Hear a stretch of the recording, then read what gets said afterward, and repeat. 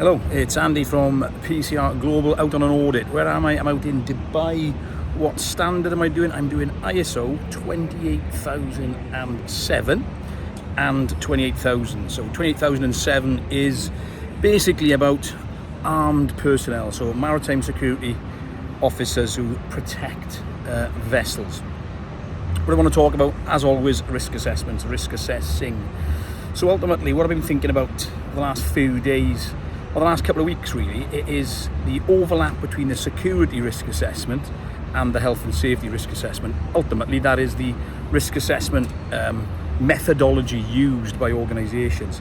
First things first, why do we do them? Of course we do them because they're required by the standard, but let's forget that. Why do we do health and safety risk assessments in a security context? We do it because we need to identify threats, we need to identify hazards, and then we need to put control measures in that are going to protect our guys the best we can.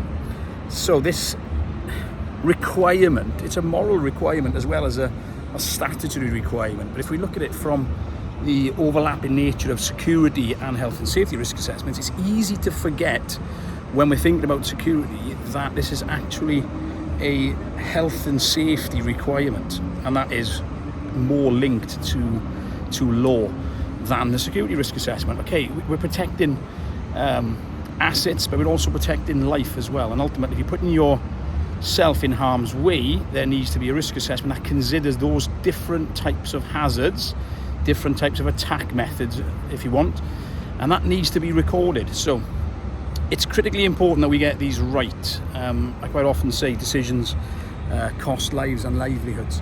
But that security risk assessment, with the overlapping nature for health and safety, if something goes wrong, that's what you're going to pull out. You might be pulling it out to the insurance company, you might be pulling it out to a personal injury lawyer, or you might be pulling it out to the police if you're in the UK, if somebody's dead.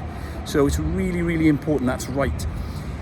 When I do my audits, I tend to try and focus on those areas because that ultimately is where it's all at. It all stems from the risk assessment, and it all roads lead back to the risk assessment. So we can tie that in, no matter what standard we're looking at, we can tie that in with some other important clauses, and that's going to be leadership and management, because that governance needs to be there to ensure that these are done, and they're done well, and there's a competent person has undertaken that assessment. That competent person can be inside or outside the organisation, but ultimately, if you ever have to produce that risk assessment, you want to make sure that it's going to stand up to any scrutiny.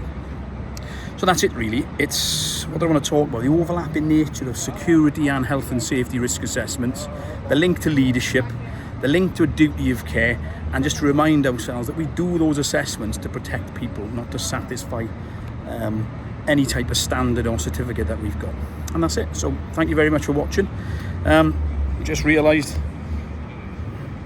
they're not shades. I'm over 40 now, so my eyesight's going, so I have to wear my glasses out. But I'm off now to watch the football. Yes, I'm not watching Wales, so come on England. Thanks for watching.